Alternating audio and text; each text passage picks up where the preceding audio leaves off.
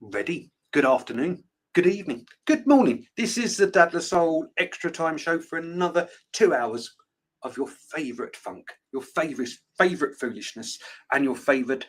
I can't even speak. This is the bad job for me. My name is Sid Little. He's Eddie Large. Welcome to the Dadless Soul Show. Yeah, good start. When D Ream sang "Things Can Only Get Better," they may well have been discussing this. Have you heard the B-side? Things can only get a lot worse. Oh no, they can't. Oh, curses! Jim. Tell the boys and girls at home what has been going on in the cutting-edge streets of Ilkley. Well, I went to see a film at the cinema, and one that's only just really come out, which is something that in the 11 years of parenthood that I have so far enjoyed, that's one of the things that I've really kind of not done a lot of. I don't know if anyone notices. Maybe when you have like a little kid, like you first have a baby, there's quite a lot of those baby screenings, aren't they? So yeah. My daughter's first film she ever went to the cinema for was 12 Years a Slave, which is inappropriate, but she was about 8 weeks old. So, I mean, I don't think she remembers much about that. She did do a very audible dirty nappy in the middle of that, quite a poignant moment, which would have ruined it for people had it not been everyone else had kids and everyone else had children. And we were all just trying to stay awake because we were in a dark room at the time. Yeah, we're just having a dirty protest in solidarity. Could have been what it was. It could well have been what it was. She's very empathetic, so maybe it started at an early age. But yeah, so yesterday, I just keep realizing that the whole world of cinema has passed me by, and people tell me about films and actors, and I'm like, I've no idea who that is. Yeah. But now we're coming to the point where the kids can go to see sort of vaguely okay-ish films. It's not, we're not going to Paw Patrol the movie anymore. Yeah. Thank goodness. So we went to see Wicked yesterday, which wouldn't have been my choice. I saw the play years ago and hated it. But it was nice to go out with the family and go and see like a current film.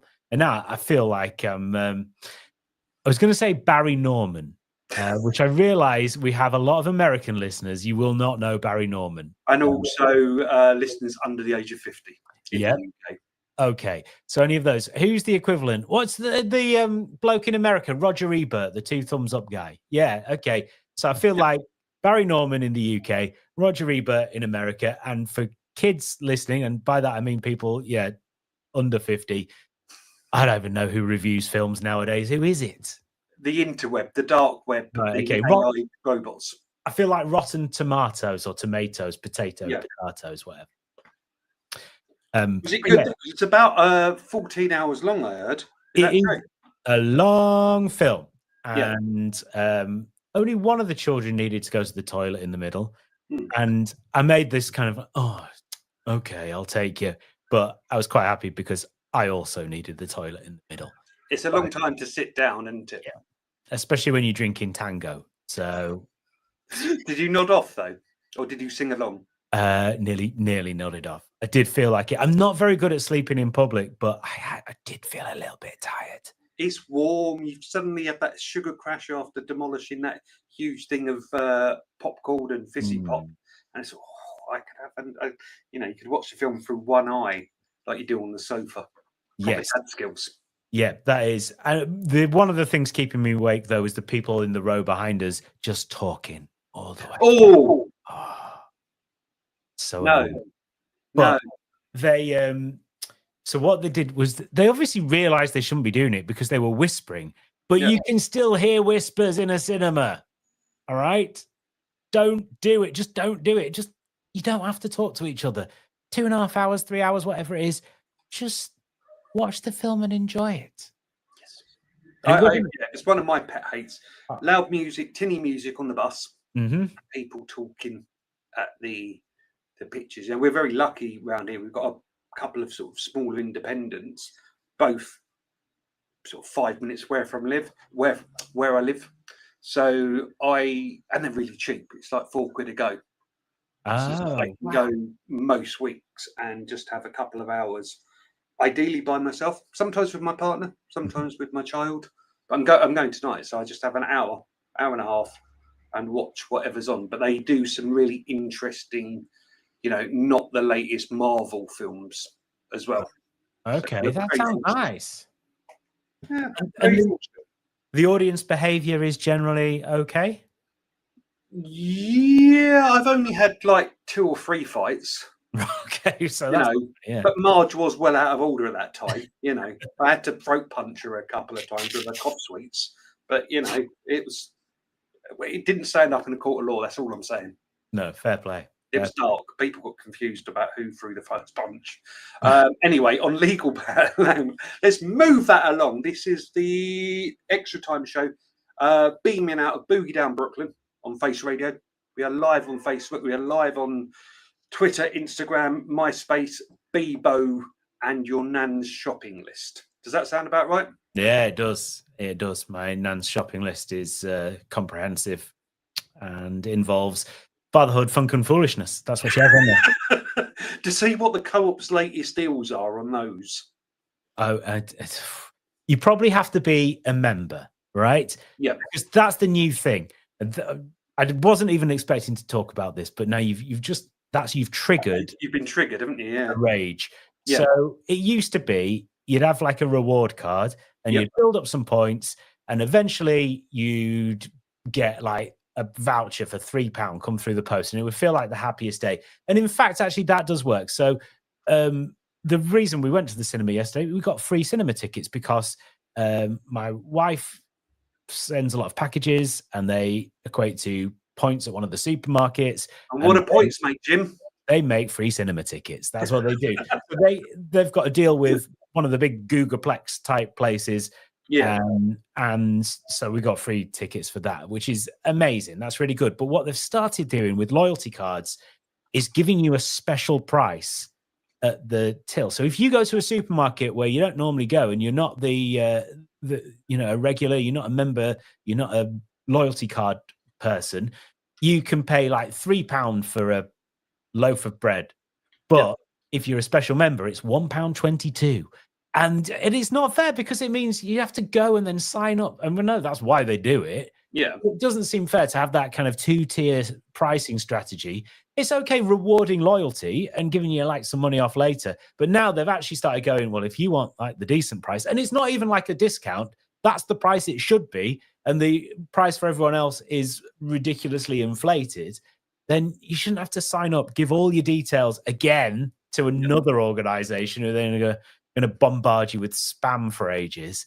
And that's just, it's so annoying how they do that. It's a data science behind it. It's not just whacking you over a Black Friday deal and cluttering your inbox. The tech around this is absolutely astonishing. So you think, oh, well, I'll save £2 on that bread, and then you just, because when you sign up to these things as well, they have about 47 pages of T's and C's in really small writing, and I've yet to meet anybody, right, that's actually read what they've signed up to. So here I agree to give you my firstborn child, my left kidney, and my shopping rights for the foreseeable future till I die.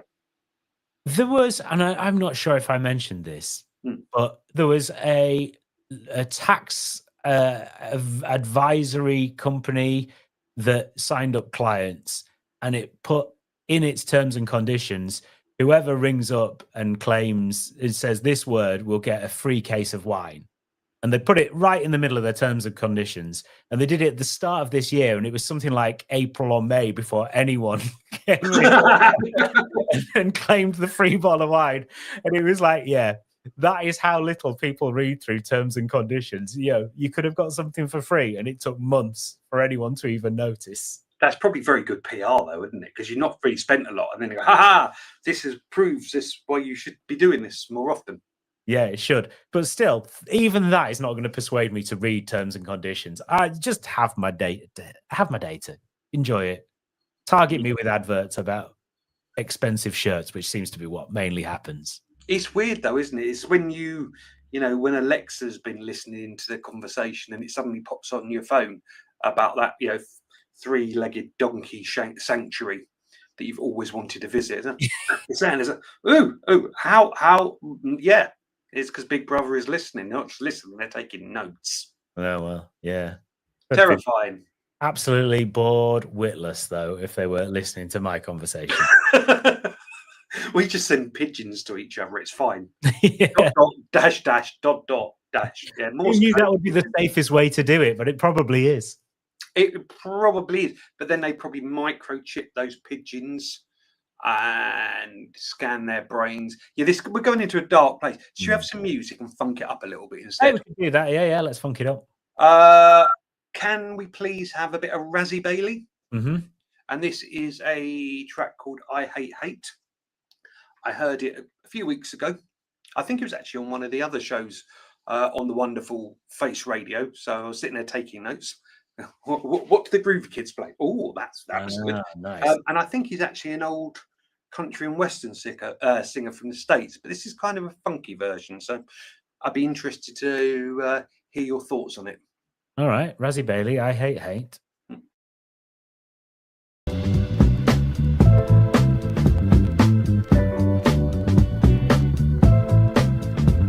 All right, now here's a little song I want everybody to listen to.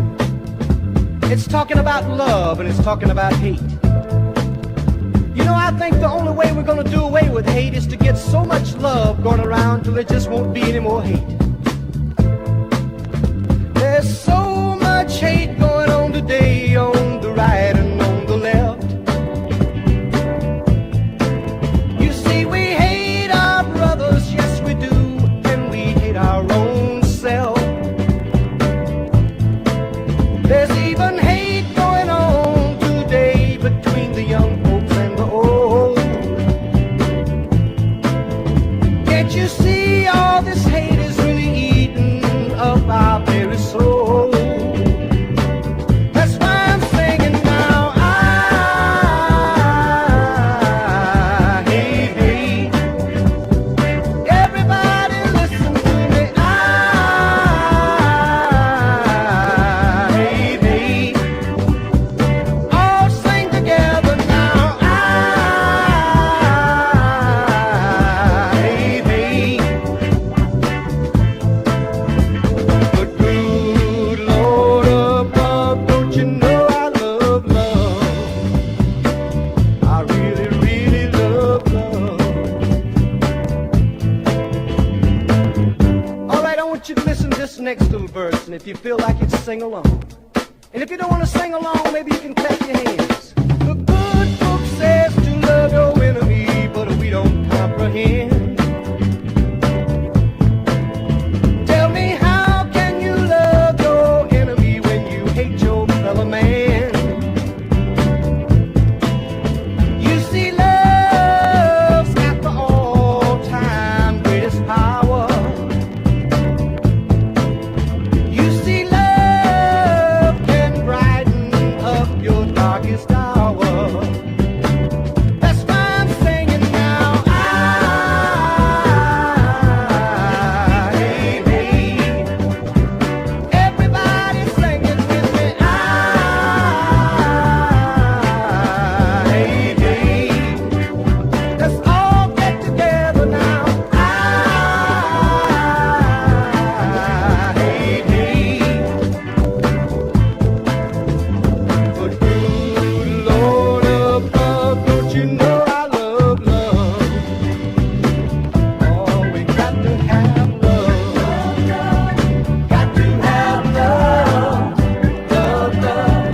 Got to have love. Love, love. Got to have love.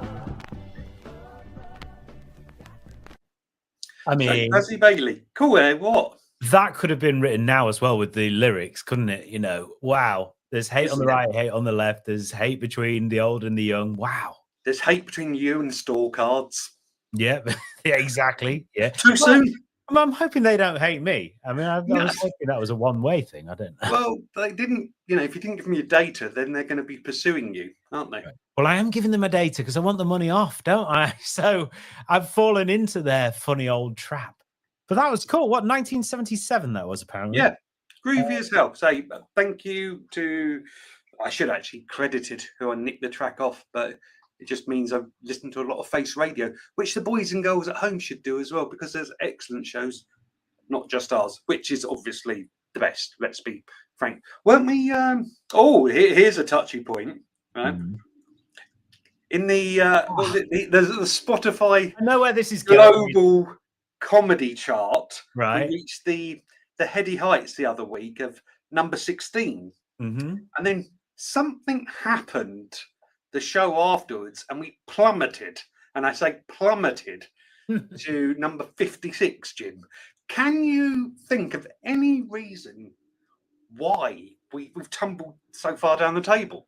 I mean, was it the show where you couldn't be bothered to turn up to record it, so I had to do it all on my own? Is that what it was? Well, when you were like, I'm just sitting here on the sofa, I just can't be bothered. So you do it yourself, Jim. That was it. And I was crying. It wasn't in the comedy charts because I was crying. I was playing songs, crying, and that was 2 hours of that. If you listen to last Deep wailing grief. yeah. And That's it's all, primal screams. yeah, so it's your fault basically. Yeah, it's my fault because I couldn't be bothered to do that. No, I was just, the last few weeks have just been nuts for so many reasons, and we like to put a lot of time and effort and love into creating this show, but it was just, I don't know if you've ever seen that meme, but it's about your mobile phone, and it's like, you wouldn't operate on 3% battery life. You'd go straight away to plug your phone in, but you don't do that as a human being. You're trying to juggle so many different things and spreadsheets and funding bids, which I'll talk about a bit more later on in the show. So yeah, but you had Christian on, didn't you? And he's very handsome. Yeah, Christian was on, and he managed to. I mean, oh my goodness, he can talk, which was brilliant. He did say at the end, "He was, oh, I'm really sorry I spoke so much." Like, Christian, no. Absolutely, you've saved my life. It was because he made a tea, did the ironing, picked the kids up from school, come back, and he was only on the second paragraph. Yeah, absolutely, still going. It was beautiful, really good. Paul Williams from Movember, and Thomas Westenholz as well. Our couples therapist played out the full interview that I did with him. So actually, let's blame those guys for not being funny. The experts that also give up their time to come and help us. I think it's purely down to them, not my lack of vavavoom. No, it's you to see, that's it. It's not the same without you, Dan. So there we go. Oh well, it strokes an ego. We want to get from 16. We want to be number one in the comedy chart.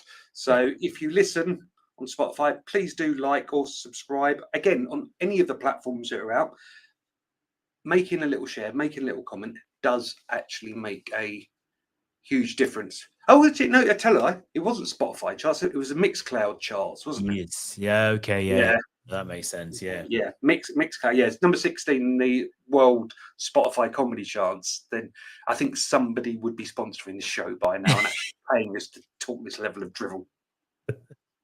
Yeah. And if anyone wants to, though, I mean, that's available. Get in contact. Is. It's not that we are prepared to sell our artistic souls, but we are prepared to sell our artistic souls. Have you heard about the Tesco Club card loyalty points, by the way? Yeah, you get free cheap stuff. It's great. Just give us your data. Who would be your ideal sponsor?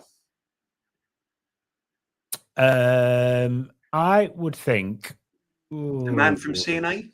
The man from CNA, yeah. No, well, I do love a bit of CNA. I tell you, one of those, like a men's apparel kind of where organization wouldn't be out of the question. I get targeted a lot with them. I buy a lot of vintage clothes, usually, but I do quite like, occasionally to buy sort of like a new shirt or a new pair of trousers or something. And I get targeted with a lot on my social media.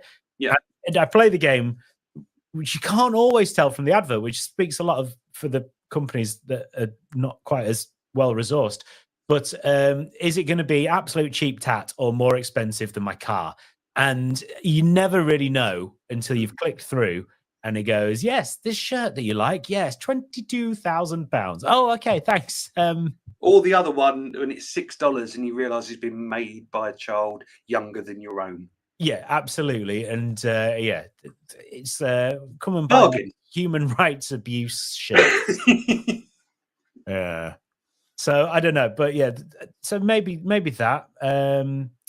Don't know. The organizations I really like, I guess that, you know, you want to be associated with someone cool and exciting, don't you? So yeah, but do they want to be associated with us? If they're cool and exciting, I'm not sure if we're cool, and I definitely know we're not very exciting. You said this was a dream scenario, not reality. Okay, let's think big picture here. Yeah, okay, we've gone from C&A to funky men's apparel clothing.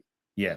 How about for you? Where would you go? Where would I go? Tango. So next time you go to the cinema, you have lashings and lashings of fizzy pop. And also I could recreate the Tango advert and go and just slap people on the forehead. No, I don't know. What would be good? Yeah, it's probably a men's apparel brand. You do have to be careful.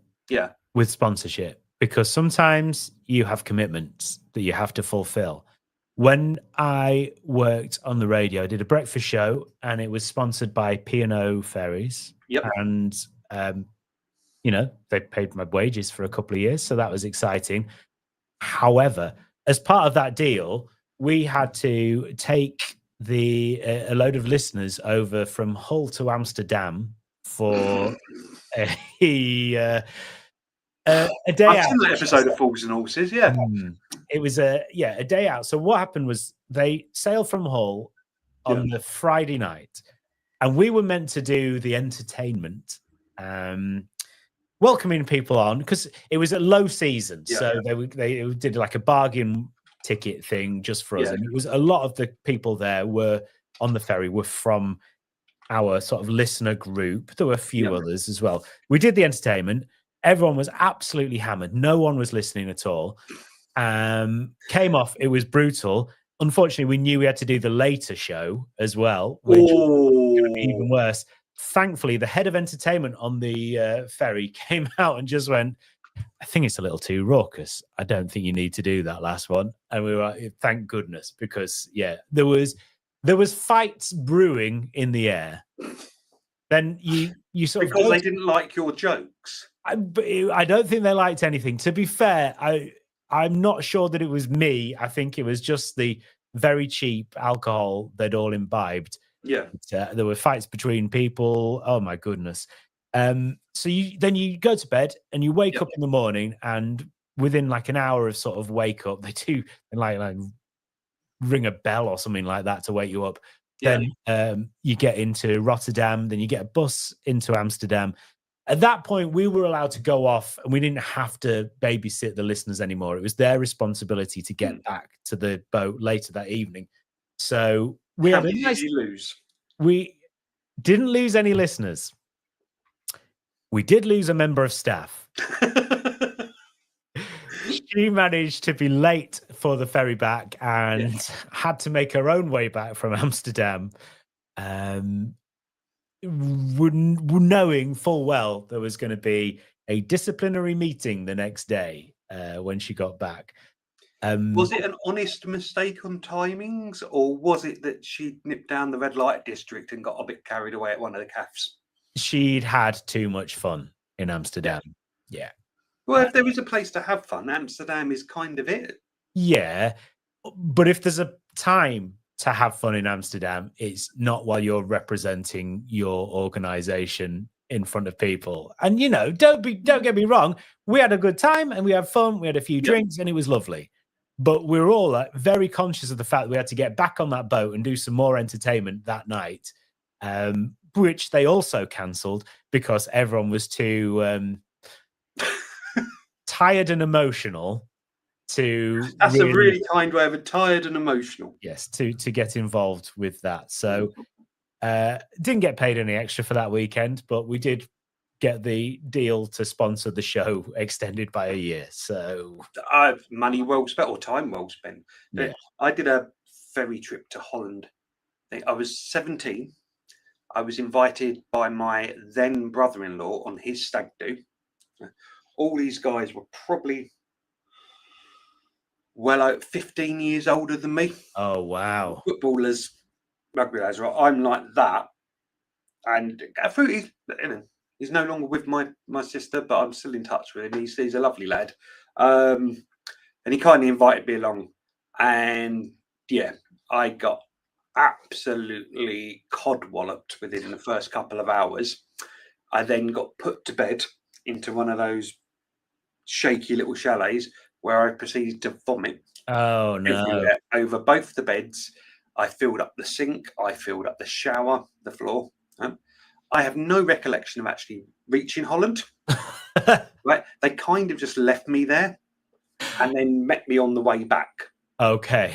Right. So yeah, I went to Holland. I had no recollection of it, but just sitting in this slightly dreary nightclub bar, going, "Oh, should we have another pint? Oh, let's have another pint. Oh, let's have another pint," and thinking that I probably weighed maybe about 8 stone, wringing wet. Hmm. And then there was, lads that would quite averagely have 15 pints over lunchtime. See, that's it. Yeah, they were experienced and they had the capacity potentially and the resistance, I guess, to it, whereas you did not. And that, oh my goodness. But yeah, poor lad that had to share the cabin with me. Oh well. But many years ago, I have not drunk alcohol for nearly 6 years, and that's not one of the reasons why. No, I do still drink. I don't drink very much. Hate hangover. I did a few on Friday. Friday we went out, and every year, me and my wife, because we both work from home, both self-employed, we sort of do we have a night out. Do you have a Christmas party? It's like a Christmas party for us. And it happened, there's a great indie disco just near where we live. And it's totally targeted at people almost exactly our age, which is beautiful. And a friend's band were playing as well. So it was even better this time. So we went out and had a few drinks, not loads. Well, you say you didn't have loads, but I've seen the report from HR. Right. We still need to bring up. Yeah, wasn't helped by the fact that we got in not even that late, just after midnight, went to bed. At 5:20, my son came up going, "My tooth's fallen out." I'm like, brilliant. Don't know if this needs parental assistance. Could probably have waited 2 hours longer. But yeah, but what you didn't hear, the reason his tooth came out is because his big sister got him with a claw hammer, which did need some sort of parental assistance, but you were too drunk and careless to care. Yeah, but oh my God. So Saturday was tough. It was difficult. And I'm like, this is why I don't drink that much, because it's not fun. It's fun while you're doing it, up to a point. I mean, if you have many more, then it stops being fun on the night. But the next day, it's just not. There's enough aches and pains being a middle-aged man to not add some more to them. So yeah, it's not even the next day for me. I think I'd still feel the effects 2 or 3 days later, and I've missed work. I've lost money. I spent 50 quid buying tequilas in the pub for people that I don't know and don't really care about. Is that a wise decision? Yeah, it very rarely is. But still, I don't know if you get this, because people still have that attitude, that kind of really weird attitude where they, you don't drink. It's a bit boring then. It's like, well, if you have to have 15 pints to be interesting, I don't think the problem here is the person who's not drinking, right? Do you still get that kind of attitude towards? Yeah, I got it. I think it was early this year at a friend of my partner's who got married, and it was at the reception, and there was this big, very loud, obnoxious fella, and I went to the bar and asked him for a cup of tea. And he couldn't understand it. He's like, "Well, why don't you know?"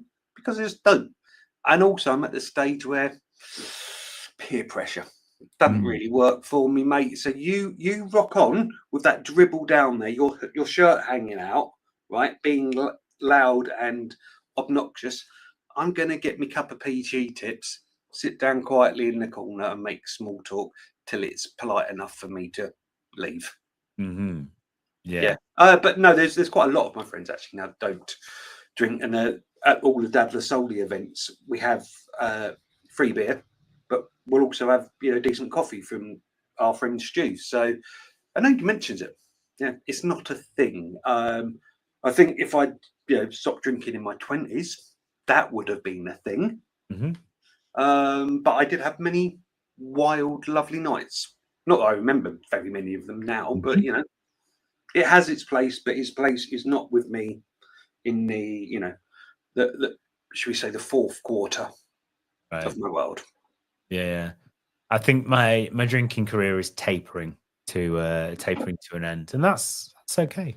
That's fine. Have it, but then just make sure that 2 days later, your kids aren't beating the bejesus out of each other and needing extensive dental work. Yeah, exactly. Yeah. Grandparents. There you go. Bye. That's the key. That is. Isn't it? Shall we have a little musical interlude? Let's do it. Right. Shall we? I don't know why I'm going like this, but this is a really funky track. Can we play some Baby Charles? And then I'll tell you why we want to play Baby Charles and give you our version of Baby Charles afterwards, baby. Cool. Thought you said Baby Shark for a second there. Absolutely petrified. Triggered. Yeah, Baby Charles. Yeah.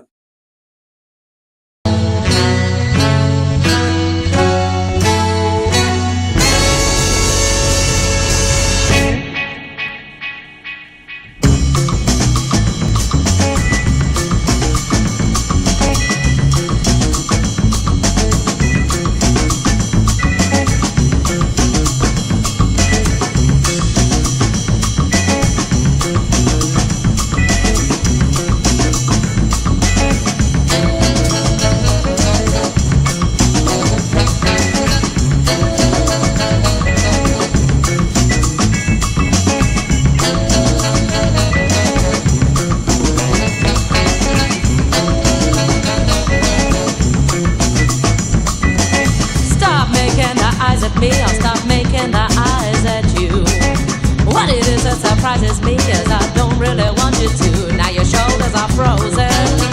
You're an explosion. Your name isn't real and I don't care for sound and light. And the fuse mirrors on and I bang, bang, bang, bang, go. I bet that you look good on the dance floor. I don't know if you're looking for a man or I don't know what you're looking for.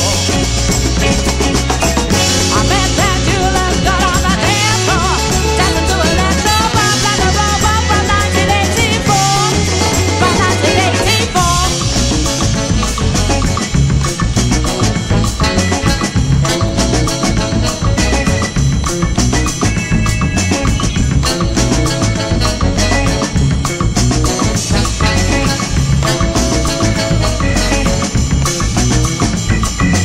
I wish you'd stop ignoring me because you're driving me to despair.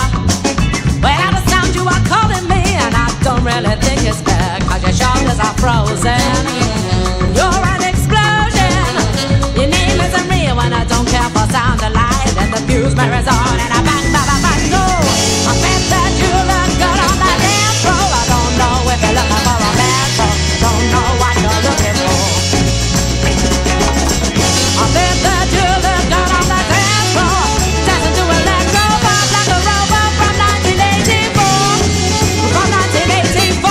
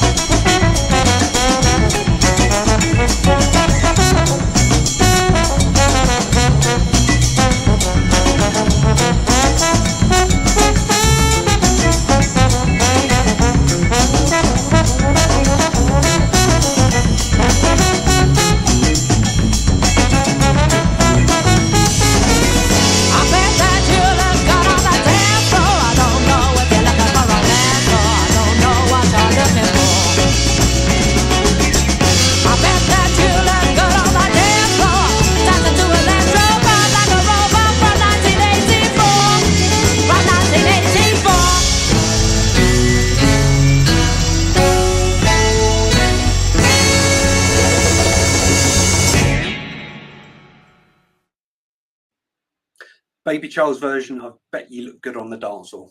Bit of a banger or what? Absolutely. Great version of that song. I love the original. I love that. Yeah, really nice. Coincidentally, I met the lady that was singing on a wild night out while I was drunk many years ago. Ah, We got on fabulously well, and our group of friends hung out till the very wee small hours. And it's a banger. But the reason that I'm bringing it up now is that for the boys and girls that are watching, the very lucky ones, you can see. Jim, do you want to give us a twirl? do, do, do, do. Oh, I'm doing the Trevor and Simon. Sing Your Pants.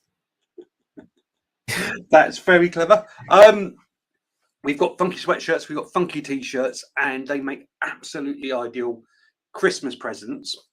The code is up there in the corner, but you need to order before the 13th of December to get one.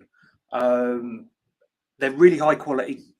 If you're getting the t-shirts, what I'd say is order the size below what you normally do, because it's like they're quite fitted like skaters tops. So in a t-shirt, for example, I'm a medium, which does wonders for my ego. Yeah, me too. Same here.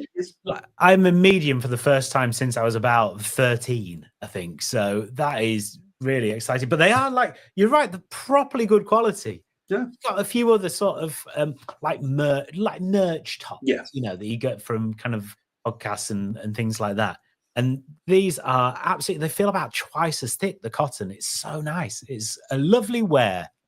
Yes. So big up to our partners Vector for doing that. But yeah, it took me probably about a year and a half to find the right suppliers. So, wholly sustainable, wholly ethical, can deliver it nicely, they're not going to cost us an arm and a leg, because every one of these pieces of merchandise, it goes to fund our work. So it's only Jim's t-shirt, by rocking that, he's paid for a family on low incomes to have a play date. So you look good, you feel good. And have you had strangers or people comment about what you are wearing while you have been wearing it? Every time I wear it out of the house, every single time, someone goes, "Oh, that looks ace. That's great."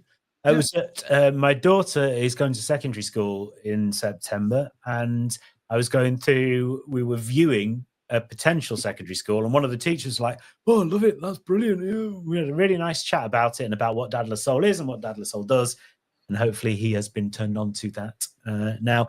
But yeah, just absolutely, it's a real conversation starter because it's a funky design.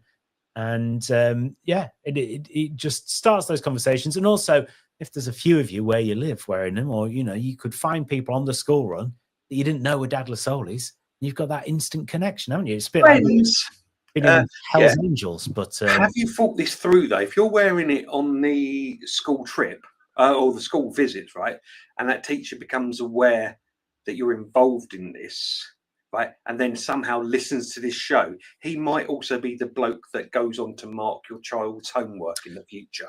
Oh, yes. I think there's a bigger picture there, but you might have missed. Be careful what I say. Yeah. Oh, my goodness. Yeah, no, I didn't think about that. Are you talking about the excellent Ofsted reports that the school got? I think we mentioned that last time at Dad La Soul meeting, didn't we? Yeah. Oh, yeah. Always talking about how warm and inviting it is, and especially how good the English department is.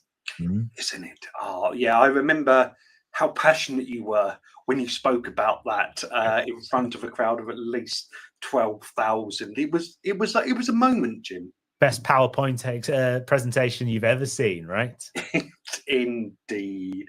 But no, 13th of December, 3 different colours. We do kid sizes, decent quality, and ideally, they make a cracking Christmas present for somebody as well. Yeah, if there's a dad in your life, so it could be your partner, could be your child, who's obviously not a child anymore.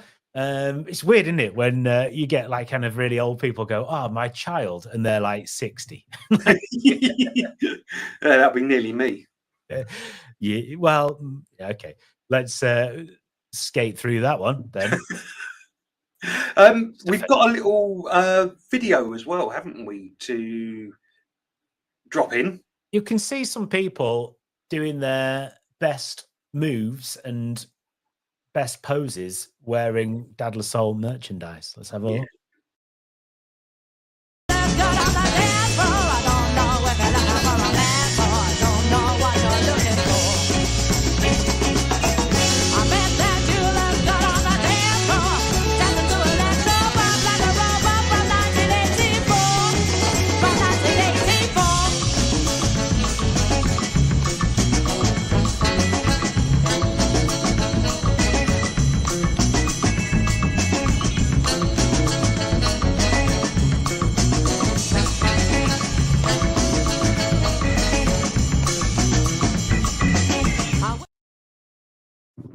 So you can either use that QR code if you're watching the stream, or you could go to shop.dadlersoul.com and find all the stuff there. Yeah, I think it's also important to put out the public service warning that goes with buying our top, because lots of people have been buying it, which is great. But we've also been inundated with messages about, because weird things happen. You know, when you wear it, strangers come up and fist bump you. You get a lot more wolf whistles, you know, from your partner. I've had reports of, you know, kids looking up at their dad like, wow, you're my hero.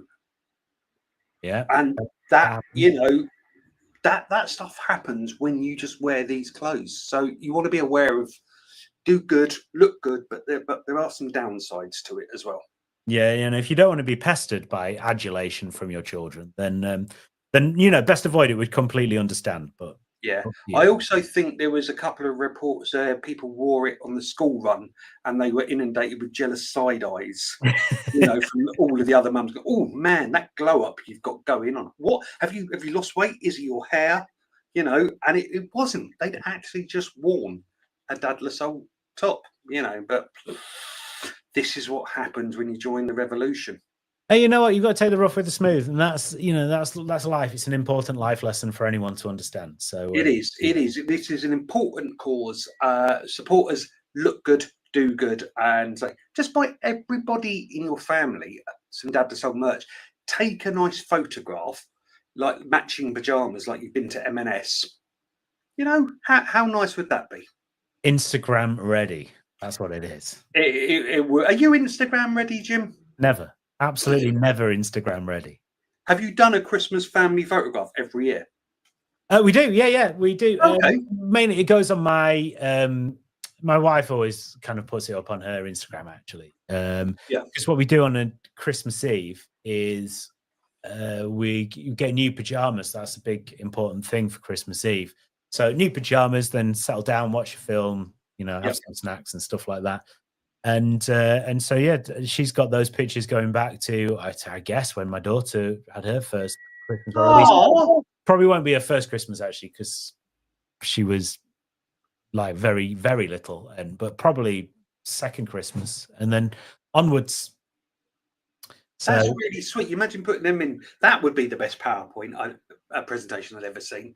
That through the years. Yeah, how many pairs of Paisley pajamas from the 1970s can I get? We don't know. So if you've got any just at the back of the wardrobe, send it to Jim. Unworn, please. You know, pajamas. Yeah. But ideally with the elasticated waists. Yeah, of course. Yeah. Hey, I'll tell you what, though, what they really need is they need to have like either a sewn up or a buttoned up fly, because there are many that you get some nice dead stock kind of 70s pajamas. Yeah. It's just flapping open there. And no one needs to see that in the morning. Not in the Christmas photograph. And you send to Auntie Pat and Jim and go, hey, the kids are doing really well. Jim, is that your Todger? Yeah, absolutely ruins everything. So yeah, just that's a word of warning for anyone who's looking to get into the 1970s pajama world. I'm thinking that's a bit of a niche market, or, you know, niche OnlyFans.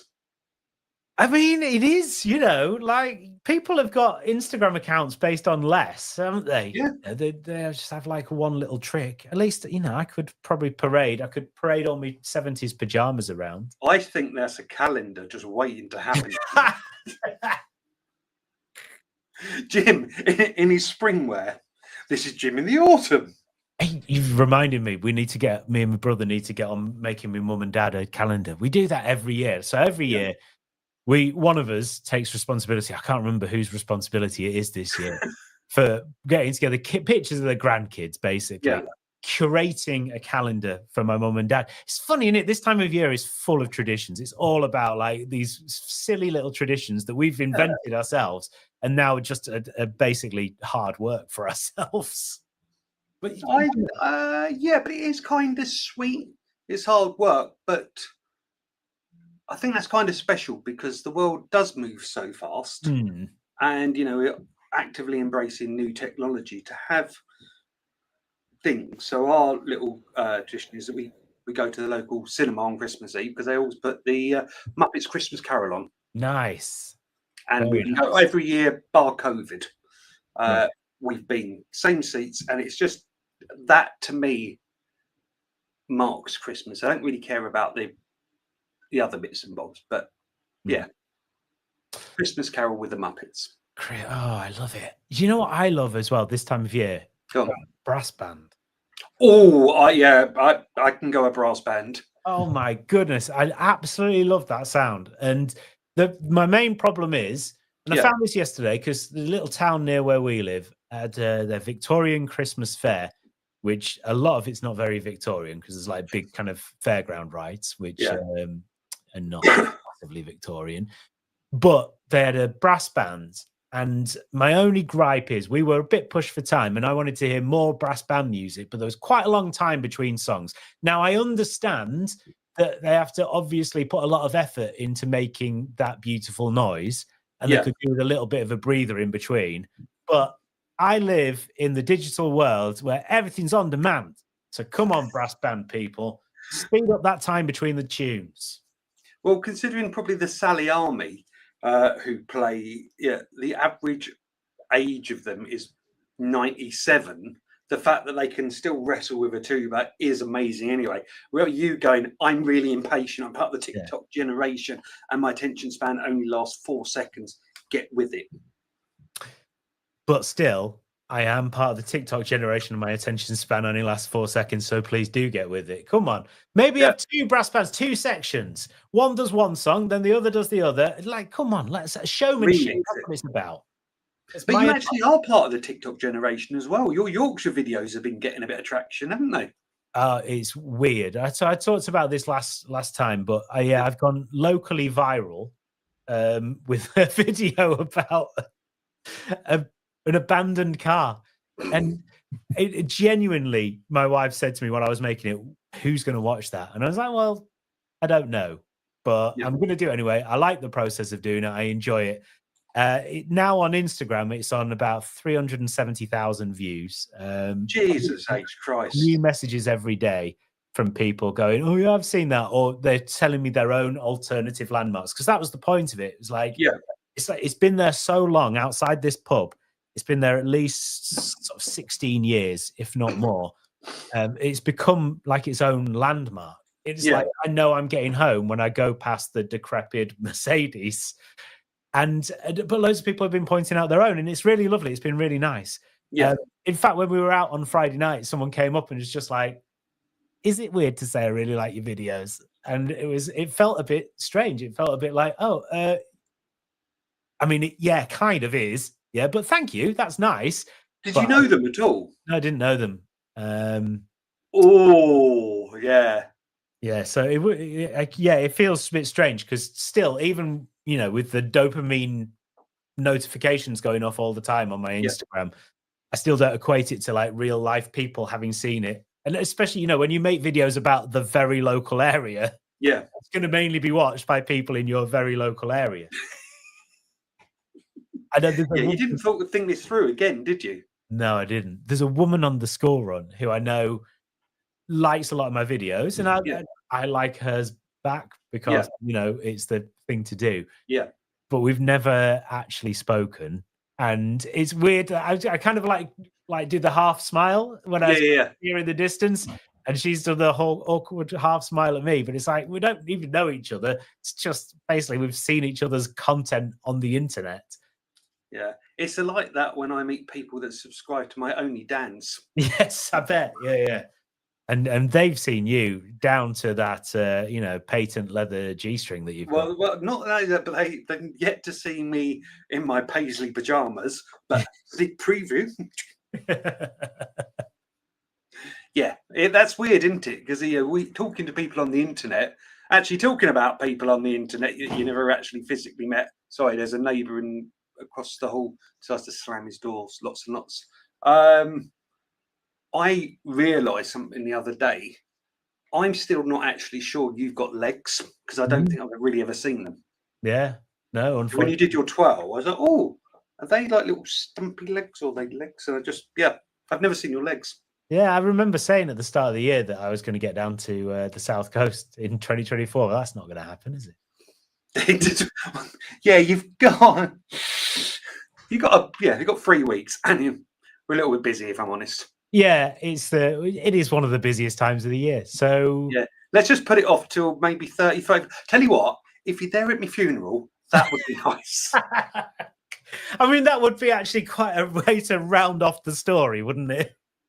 The only time you saw him in person. Genuinely, it would actually. Who was I? I was talking to a pal of mine about this, and again, the conversations that you don't catch up with people, and then you say, we must catch up before Christmas. Let's have a drink. Well, no, it's been an entire year. I've been avoiding you. Let's not. Let's just continue carrying on like that. But it is, oh yeah, I tell you, it was my mate Till. Bless him. He does some, unfortunately, very bad news about one of his older brothers had passed away, and he went back to South Africa to see them. And he said, I've seen people that I hadn't seen for years. And it's like weddings and funerals, but nobody we know anymore is getting married. It literally is funerals. And, why don't we catch up anymore? Or, is it the dumb thing to take a nice group photograph at somebody's funeral? Yeah, there's not usually a funeral photographer, is there? Like, out of a top floor window going, everyone move together, smile, get around the coffin, come on. Everyone raise. Yeah, everyone say cheese, everything goes burn. just as the curtain goes back. Yeah, they have Elvis weddings. Why don't they have Elvis funerals? That would be a lot more fun. I would love that. Yeah. Genuinely. Oh, yeah. Rhinestone and sparkles. The world needs more of that. But also, he'd say that they'd set up a family WhatsApp group with all of his nephews and stuff that were over there, and they're interacting. And I thought that was a really sweet thing to come out of a very, sad occasion. Yeah, and that's the thing. And it's about realizing those things, isn't it? And often it takes something big like that for people to think, oh, we really should actually do this. We keep mentioning how we should do it. Let's actually do it now. Let's take steps to meet up. I saw someone's reel the other day, like a comedian's reel, and it was about the two people walking along, and the just when you catch someone, you go past someone in the street, and you're like, oh, can't stop, but we should catch up. Yeah. And then the other person went, well, when? And it was like, what? Just at some point? No, that's not a time. When are we going to catch up? Yeah. And it's actually it was funny to watch, but also that would be the way forward. That's what we should do, right? When we take say action, we should actually walk the walk, not just talk the talk. Let's set a date and do that. I'm thinking, at least where the calendar's a bit tight till about 2050. What have got a window there? Yeah, that suits me. Yeah, I'll pencil it in. Yeah, but it's kind of it is. I think also weird with our relationship, because if people don't know, Jim and I have never physically held space together, but we have been chatting and having conversations for many years now, and on my Facebook memories keeps coming up little videos that you used to do with your kids. Oh, yeah. And I just keep sending them over. And it's like, that's really weird, because those little cheeky kids are no longer cheeky kids. No, exactly. One's going to secondary school soon, and the other's actually sprouting up at a rate of knots, and has his own opinions about things now. You need to beat that out of him straight away. Exactly. Yeah. Yeah. But it's crazy. There was my lad's had another growth spurt, so he's kind of up to where my cap is. Oh my goodness. Hairy legs, deeper voice, girlfriend of 4 months, hormones. I said, you're 12. You are 12. Stop. But he's very sporty, so I think that obviously has almost speeded up his development. Right. Goodness. Yeah, but he's going to be taller. I think my dad was probably 5'10". So yeah, I think he's going to be taken over there, and he'll be like that. And that's really weird. Kids are actually taller than you, and you're not, a nana. Yeah, that's really strange, isn't it? I can't even imagine that. I mean, a lot of parenting is sort of thinking ahead, but I don't think I've ever really thought ahead to that point where they're going to be absolutely gigantic. And Yeah, but there's a moment in a son's life, isn't it, where it comes to a point where you realise they can actually kick the bejesus out of you. You know, the tables stop doing that, and I'm going to continue doing this. And what are you going to do about it? So Well- let's have an arm wrestle. I'll change the Wi-Fi password. That's what I'll do. By that time, they've got computer chips inserted into their fingers, so they won't actually need any of this old Wi-Fi nonsense that you're talking about. Anyway, get And back to your pigeons, Dad. Yeah, if my dad had tried to do that to me, it would have been, I'm going to phone someone while you're trying to use the internet. You can't do both at the same time. Yeah, that's going to screw up your LimeWire tracks, isn't it? That's taking positive action. Positive action. Yeah. I like that. Little musical interlude before we get to the big deep dive of the year, the Yeah, year, I'm in the for that. week, the day, the afternoon. Century. What have we got? Kneecap. Oh, yeah, yeah. Have you seen the film yet? Because you've never been to the cinema, have you? I've seen Wicked. I'm not due to see another film for about 10 years now. Do you know Burt Reynolds is no longer doing Cannibal Run? That's kind of where your popular culture thing stopped, doesn't it? Cannibal Run. No, come on. Let's not do this. Let's not Spoiler. break this news on the podcast, on the radio. No, let's not do this. It's a sad time. Let's have some kneecaps, some Irish rap. Okay, let's go.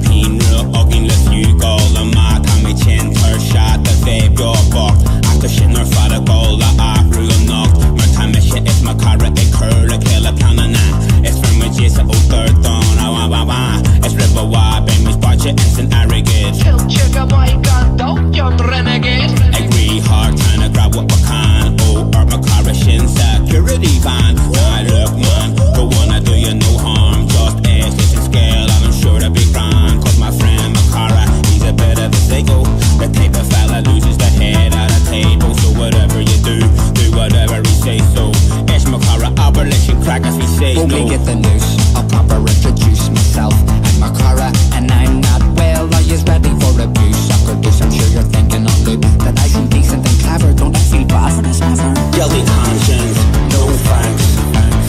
I meditate and have plenty of wanks, and I never spare a second fall for constant suits. And when the revolution comes, I'm first out the loot. Yeah, new gods, happy days. So much comfort when you don't have to pay. And when I'm happily tripped in designer gear, then all of you cons are getting one in the ear. Yeah. Gurumaya get Mowgli, a railing in the stoley. Ihaha Hernmunga huffing their collection box shows me. It's the shade choli, it's land of pensioners, homie. Uncle and Tusa Perla Gil, take a loser rich if you're lonely. Money's no more stress, we hit the G4S. Our Victor Earth at Ake and I, it's time to invest, ha.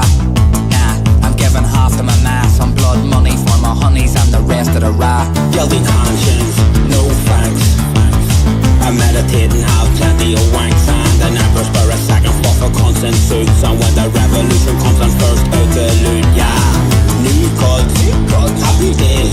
So much comfort when you don't have to pay. And when I'm happily tripped in designer gear, then all of you cons are getting one behind the ear. Yeah.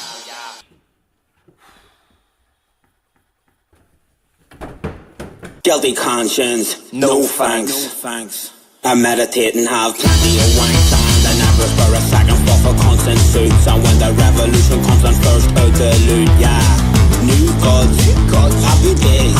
So much comfort when you don't have to pay. And when I'm happily tripped in designer gear, then all of you cons are getting one behind the ear. Yeah. OBEs for the landlords.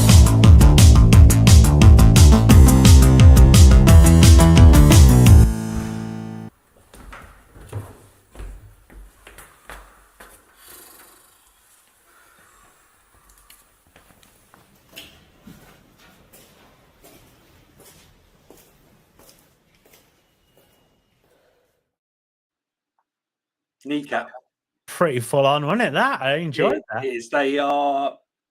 So they're Irish rappers that do a lot of their tracks in the traditional Irish dialect. They did a film. They've gone massive. I think the other day the film won 4 independent films or BAFTA awards, Right. and it's beautiful because the band played themselves, and it's their story as a couple of little ne'er-do-wells. And then there's this whole conversation about the Irish language being lost, Mhm. and they've actually encouraged a completely new generation to learn the language. But yeah, it's a bit fruity, so it's probably not the film to watch on Christmas Eve with the family. What, But in our pajamas? in our pajamas, yes. Right. There's there's the odd, should we say, substance Mm. reference,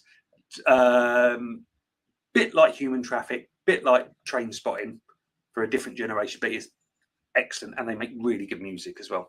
Okay. I was trying to explain Train Spotting to my kids the other day in a way that's appropriate for an 11 and a 7-year-old. And it's tough, actually. But also, maybe there's a new board game or new sort of parlor game that you could have for more of an adult audience, which is explain adult films for not adult films like that. Yeah, you've piqued my interest, but also I have to draw an editorial line under that. Explain films aimed at adults Yeah. as if you're explaining them to a 7 and 11-year-old, and it needs a snappier title. Okay, I fully understand that, and I'm on board with that, and I agree with that. But Yeah. maybe there is something because, I wonder if you would be able to have guessed Train Spotting if I'd have told you how I explained it to my kids. I can't remember how I did it, but I remember thinking, I don't even know why I'm bothering. This is so away from what Train Spotting's actually about. How did you get there anyway? Hi kids, I'm going to tell you about heroin. The Well, good and the bad. yeah, bad, the addiction and that. Good, made a great film. And Load of mates. so it was because we have this car playlist and Oh, yeah. we've got a new car, and it's the best thing about it is that you can put music on Bluetooth. And so we've all contributed to a car playlist, and we put it on random, and then we just go with whatever comes up. And it's always flipping Taylor Swift or Olivia Rodrigo, but that's fine. They're very talented artists. Could just do with not hearing the deep cuts from them, to be honest. But anyway, I put on Underworld's Born Slippy because I thought my lad might be really into it, but they hated it, absolutely hated it. However, I was like, oh, you just got to, I'll take you back to the cultural moment where this came out, and it was on the Train Spotting soundtrack, and it was, a huge film that was just really kind of caught the imagination. I didn't care. Yeah, zeitgeist of its time, yeah. It really was. Like, if you think about it, just how important it was as a film and how important that was as a piece of music. And, I mean, the kids today will have their own moments like that. But for me, in my middle-aged way, that sort of mid-90s thing was where it was at for me. Yeah, they're just going. There's a downside to that, isn't it? Because if you're really passionate about that, and you want to share that passion with your children for obvious reasons, and they just go, "It's shit," It's, no, this is rubbish. Can we turn it off? Very often, or no, not very often, am I able to share a film with my son from back in the day, and he'll actually watch the whole way. He'll give it like 10 minutes. This is rubbish. But no, but this is the story. Watch this bit because it feeds into that bit, and he's just like, no. Yeah, I absolutely hate. I mean, and it's not just my kids. I hate introducing anyone to something that I love because you just feel the pressure for it, don't you? Like, you'll really enjoy it. You really enjoy it. You will enjoy it. Look, this bit's good. This is the best bit. And it's really difficult to get across that. And, if they'd have come across something of their own accord, they'd have probably really enjoyed it. But because you're putting that pressure on and you're feeling that pressure as well, it's the least enjoyable experience that there has ever been. But it's also the level of rejection. Yeah. It's like you put all of this in. Do you get this moment? And it's no. So I think if you want to share your passions, do it on a video, stick it in social. Then you might get the odd nasty comment. You might get the other lady that goes to Jim's kid's school, give you a nod or a thumbs up. But yeah, you that's where niche audiences and fame has been made, isn't it? Bigger. Hmm. Talking about train spotting, there's that lovely French kid.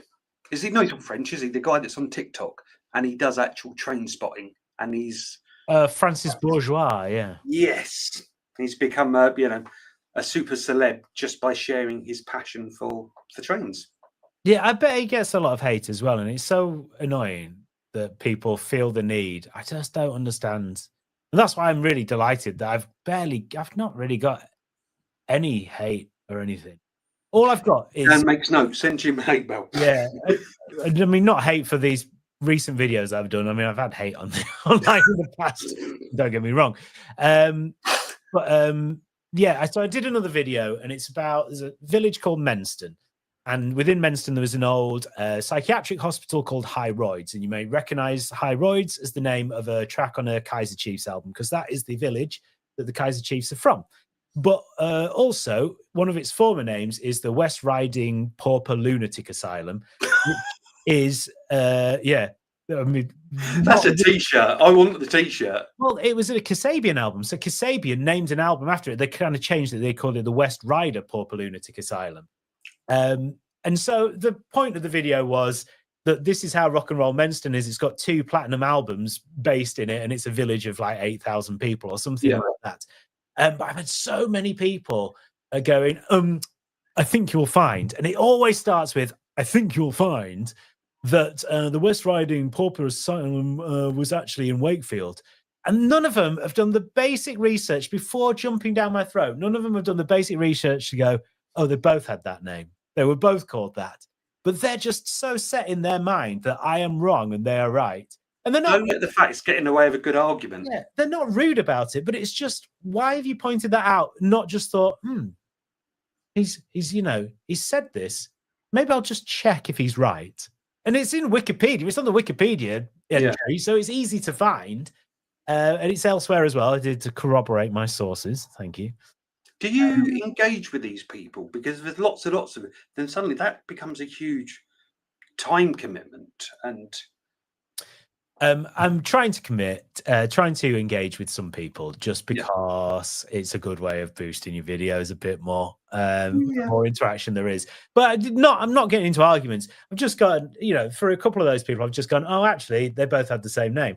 And I'm trying to be the impetus, and I guess the impetus for them was to go straight in with, you're wrong. So I'm trying not for my impetus not to be to go in going, actually, I'm right. My impetus is, oh, well, here's the facts. I'm very kind. Let's have a simple conversation. And mostly they just go, oh, all right, didn't know that. And it's fine. But I'm really conscious of that behavior online where it's instantly like, let's disagree. Whereas really, you could go, oh, I didn't realize that was also called this. Or, oh, I thought that was Wakefield, but not. Did I actually, did you know? well, isn't it easier to hate than to love? Yeah. Well, there's something about the amount of muscles you use frowning and smiling, right? Or something like that. I don't know. But yeah. I don't understand. I tell you what, I've had a couple of very nice things happen, over the last few weeks, and put some posts up, and there's been lots of engagement and well wishes and stuff. But then I almost become quite I don't know how to interact with all of these lovely comments. I don't take praise very well generally. I'm trying to do better at that rather than say, oh, that was an amazing achievement, and I just laugh and do a self-deprecating joke about it. So, oh, well, thank you. That actually took a great deal of time and effort. But when there's lots and lots and lots, I don't want to I can't think of how to say the same thing 20 times. Yeah. I just do emojis, and then I feel bad about the emojis because somebody's said something nice. And do they feel, if there's a long post and I've commented on a couple of people's and not on theirs, do they worry? I overthink this a lot. Yeah, I would say, and I do feel the same, and I feel the same when I'm going through these messages on my videos. I'm always like, I've done one, I have to do more. And I don't think you do. And I think a lot of the time people comment on things on the internet and they don't really expect anything back from it. They just want to have their say and put their point of view and say congratulations. And I don't think they're expecting anything back. But if it's people that you know, still, I don't know. rather than someone said, I hate Wakefield, okay, well, fine, you can have that. But it's well done for doing that thing, Jim. And you go, that's really kind of you. Yeah. It just seems.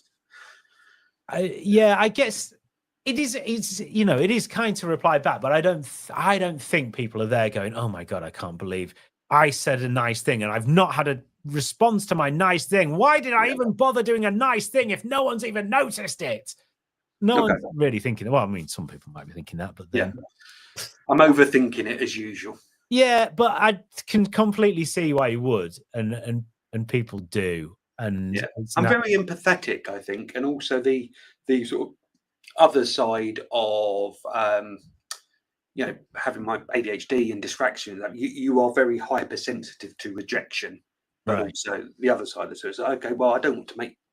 Oh God, did I say that thing and did I make that person feel sad? Because I know how it feels to say an odd comment and somebody dismiss it. And it feels like a dagger in the heart. And it'll last for 30 days and I won't sleep because I'll be, going over my head. But again, just need probably up my meds. Yeah, the problem I have is pretty bad at remembering people I've met. And you have 2 children. Do I? I don't know. Well, there was that one, Bob. But we can talk about Bob. That's a family secret. Yeah, I'll check the Christmas photos and work out how many. So I hate it. That's my least favorite situation is when someone comes up to you and goes, "Hey, how you doing? You all right? So I've not seen you for ages." And you're like, "I don't remember you at all." And it does happen quite a lot. And I don't know if that's something in my brain that maybe it is just, we've only met once and maybe it was a more significant interaction for them than it was. Oh, come on, that ego. No, but what I mean is there'll be times also where it's been a more significant interaction for me than another person and they might not remember me as well, because it's very rare that you meet on level terms, right? Yeah. Especially when you've got those few people that have seen your TikTok videos and they've now just joined the cult of Jim. Yeah, exactly. And, I can't be expected to know everyone's names. Names are also an issue. Even when I do remember someone's name, I'm never really confident enough that I've got their name. I met someone in the supermarket the other day that I'd not seen for years and years and years. Store detective. Yeah. When I say met, he was pulling my arm behind my back and chucking me out. Yeah. WWE style. And I knew his name. I was aware of it. I could even remember his brother's name. I knew it, but he was like, "Oh, Jim." I said, "How you doing, Jim? You all right?" And I just couldn't bring myself to go, "Yeah, really good, Andrew. How are you?" But I should have done because I knew it and I know who he is. But it was just like I'm never confident enough to deliver someone's name unless I really, really, really know them. No, I get that. So you have to do a lot of networking and stuff as part of the role. But we have my partner's incredibly supportive. Like, she understands this. So I said, look, in the first 5 seconds, if I've not introduced you to that person, it's because I can't remember their name. So make a joke, going, "Oh, Dan, what are you like? Oh, hi, Michelle. Your name is." Yeah. It gets me out of it. But I feel bad for not remembering names.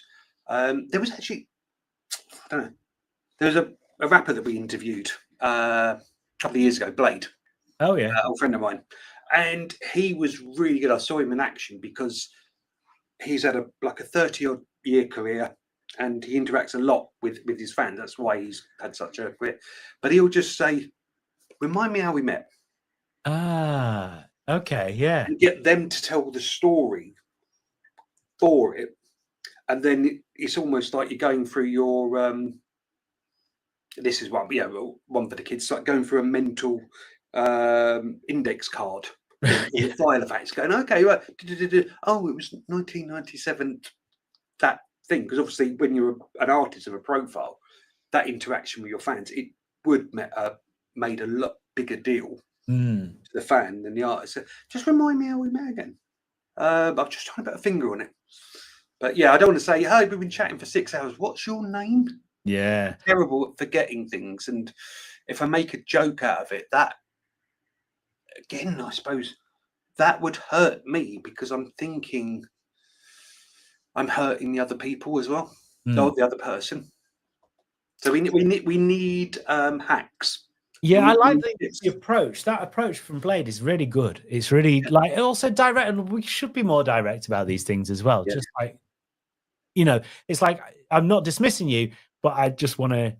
Yeah, no, I remember who you are, but just remind me how we met. Yeah.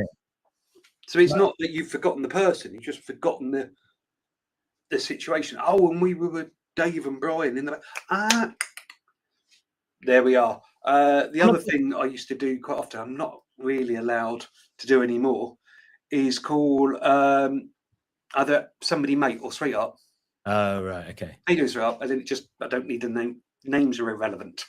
But I'm now very conscious in certain situations. Even in the bank the other day, I actually went into a physical bank. I said to the fellow behind it, I said, "Oh, thank you, young man. It's really kind of you." And he's like, "I'm not that younger than you." And I said, "Well, most people are." But, you know, and I just thought, yeah. So I've got to stop calling people young man. Oh, young man. No, nice. I love the fact that you did an old-fashioned reference in index cards, but going into a physical bank is probably an even older reference right now. Yeah, if they're in a time capsule, you know, when people look back on this, you know, what the hell? Well, most every episode people go, "What the bloody hell are those two talking about?" But yeah, physical banks on the high street or the post office and talking with a human being rather than zapping a QR code, which you should do in the corner because we've got really good merch for sale. I was just thinking about how I not that long ago went to see Mark B and Blade, and then I realized it was quite possibly the year 2000, and that's almost a quarter of a century ago. Yeah, I think Mark passed away probably 15 years ago, so Yeah. at least it probably would be. Yeah. What I do remember is Blade's son crowd surfed to the back of the London Astoria and then back onto the stage. And now that will probably make him possibly in his 30s. He is. Yeah, and he's a big strapping lad. So if you tried to crowd surf, he'd probably crush loads of people. Yeah. Underneath. To me, that's fairly recent, but evidently not. During the war. Yeah, well, might as well have been. Might as well have. Yeah. Little musical interlude, and then we'll get to the big topic of the day, because we've done all this nice, you know, chatting and laughter and stuff, but there is a very important issue that we need to address. So I want to get to kill the elephant that is in the room. Cool, let's do it. With this. What do you want? What do we got? Wow, this is the collaboration no one knew they needed, right? Oh, this is a beast of a banger. Yes. So probably just watch it and then we'll see what happens, all right? Yeah. Just can't wait to get on the road again. The life I love is making music with my friends. And I can't wait to get on the road again. On the road again. Going places that I've never been. Seeing things that I may never see again. And I can't wait to get on the road again. Come on, y'all. On the road again. Like a band of gypsies, we rode down the highway. We're the best of friends. Best of friends. Insisting that the world keep turning our way. What's our way? In our way. Which way? On the road again. Just can't wait to get on the road again. The life I love is making music with my friends. And I can't wait to get on the road again. One more time, y'all. I can't wait to get on the road again. So for people who were listening to this, not watching that video, I'd be absolutely fascinated to know who you thought was involved in that song and who was singing along to On the Road Again. Two artists, two people, probably not, you know, both known for being musical artists. One of them is. We're singing along to that in the car, and it's been deemed to be like the partnership that no one knew that they needed, but they absolutely found it. So the two people involved with that were Snoop Dogg, Matthew McConaughey. Matthew McConaughey in Shades. So I thought that video was a bit longer than it actually was, and I needed a toilet break. So Right. Well, I covered, and you didn't even need to say that because no one would have noticed. Well, they would have done on the live stream, Yeah. because they could see that there was just an empty room, which I'll be honest, filled me with panic when I saw it. So, you were like, "Where's he gone?" but yeah, so now everyone knows your toilet habits. So good news. Yeah. Okay. But yes, so that is who that was. I just realised that having not introduced it, the people who were listening had no idea who was involved, and I was fascinated to know who people thought it was. But anyway, let us know at Dad La Soul on the socials if you were listening, going, "Oh, I think this is so and so and so and so." Yeah. But anyway, all that's irrelevant, right? All that's irrelevant because there's big news. The only big news is the shades that Matthew McConaughey are wearing in that video. They are like X-ray specs from the year 40-45. Mm-hmm. Unnecessarily huge. But I do imagine, let's be frank, had he spent the afternoon with Snoop, his pupils are probably quite red. Right. That's probably why he had those big spectacles on. But that also makes me think he shouldn't be driving. What? Because he's been crying at some emotional stories Snoop Dogg's told him. If it comes to court, that's the story that we'll tell. Yes. Mm-hmm. Okay, good. Yeah. Excellent news. It should be, but that'll be a road trip, wouldn't it? Snoop and Matt. Yeah, I'd watch that series. I'd watch that Channel 5 series. Snoop and McConaughey go around the Outer Hebrides. Yeah. There's a lot of those, isn't there? There's like Paul Whitehouse and Bob Mortimer. They do the fishing one, and kind of any comedy duo go. Yeah, let's get a budget and let's just travel and do some stuff. It seems like a really easy gig. Man, it seems like the best, doesn't it? Oh, so you want us to just go and have a really nice time in places? Yeah, okay, I'm up for that, definitely. Yeah, Bradley Walsh did one with his son. They just had this amazing like Arctic trailer and just drove around the states. And that would be a really cool thing to do with your kids, but you're getting also paid bucket loads of cash to do it, and somebody's sorting out all the details for you. Yeah, you don't have to queue at any of the attractions, do you? Because you're filming it for the telly, so you get in for free. Yeah. That's what we need to do. We need to get this to a profile. So the first time we do actually meet, it's that when we're doing our travel log. Yeah, in an old battered VW camper van around the country. And you could show off your medley of paisley pajamas. Yeah, more than up for it. Isn't it? Netflix, if you are listening, we are open to offers. But Prime has been on the phone, earlier, so you need to up your budgets a tad. Put it that way. Actually, talking about upping budgets, let's kill the elephant in the room. Mm-hmm. Bob Geldof, Live Aid. He was famous for many things, but one of the things he was really famous is swearing on TV. Yes. When he said, and I quote, "People are dying, give us your money." Mm-hmm. So I'm taking a leaf out of his. On this very day where you're listening or you're watching, we will have launched a Christmas crowdfunder for Dad La Soul.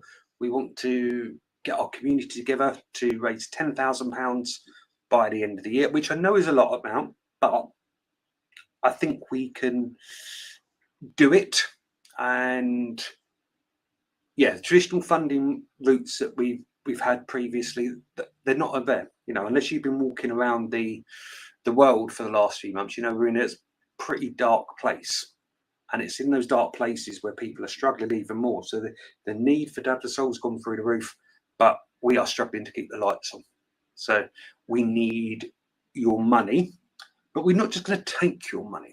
We are going to give you some really nice things in return, aren't we, Jim? Mm. Yeah, so there's different tiers that you can get involved with if you want to donate money, because let's face it, we are in the business of creating these social lives that save lives. And so we need, if possible, for you to dig deep and get involved, and whatever you can spare, we would really like to be able to do it, because we bring dads and their kids together with other dads. We create supportive atmospheres. We create connections, and it means that, you know, these people feel less alone, less isolated, and we try and tackle some of those problems of people who are feeling lonely and, you know, out of step with everyone else. We don't have those connections possibly. So £10 or more, it's the Good Egg Club. You get that warm, fuzzy feeling, knowing that you're part of a movement that's transforming lives and communities. £50 or more, you get a shout out on this show. And this is heard by like 200,000 people worldwide. Which is terrifying, let's be frank. Yeah, I try not to think about that when I start talking. And you're helping to support creative, transformative playdates and meetups for dads and families in need. £100 or more, you're the Family Funk Master. You get a limited edition Dad Soul t-shirt to wear with pride. You get the shout out as well. And you're funding a year of playdates for one family. All right, £100. That's one family's playdates that you can't afford it otherwise, but they get that opportunity to come and meet other people. The dads meet other dads and the kids meet other kids, and they get those stronger connections. They make those memories together. £250 or more, you're a proper legend. You get all the other stuff and the recognition on the Dadless Soul website as a champion supporter.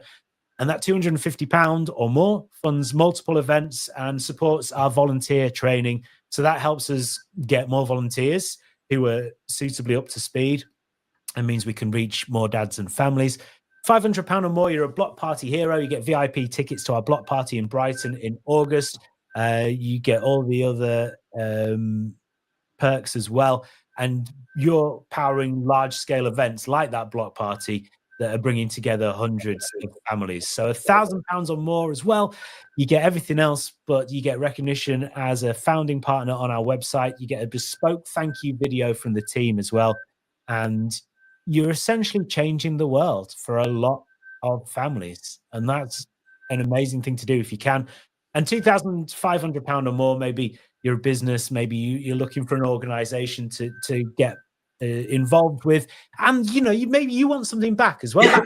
That's fine. You get to name a new Dadless Soul chapter. So with £2,500, you could name it whatever you like. I mean, Dadless Soul, Mook's Soul, yeah, Dadless Soul Face. Yep. It's up to you, or your business name, or whatever it is.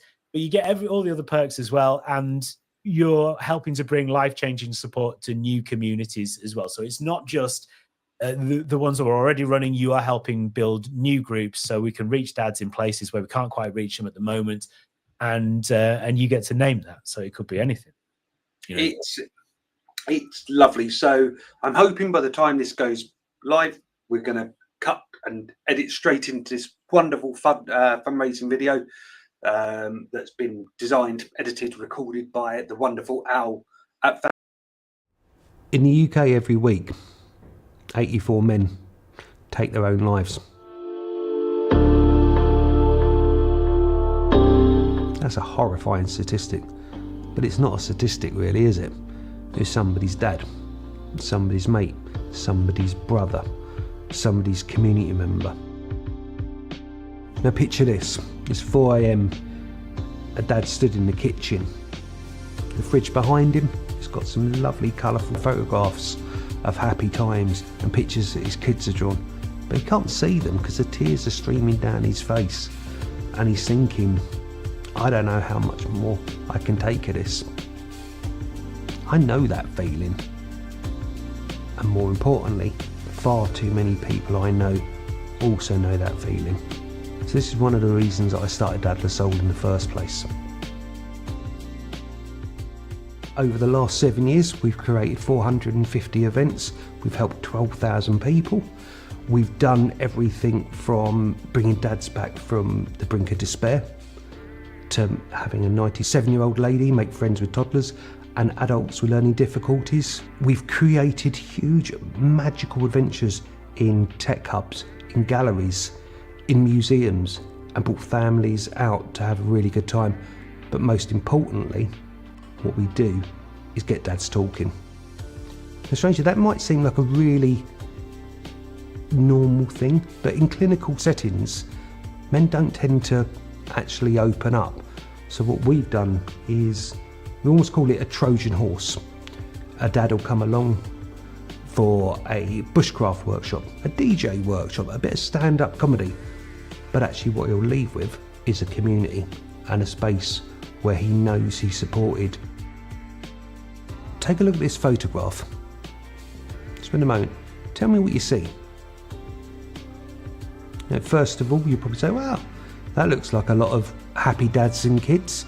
You know, if you know about our work at Dadless Soul, you go, oh, well, that's the UK's largest ever play date. And you'd be right. But let me tell you what I see when I look at that photograph.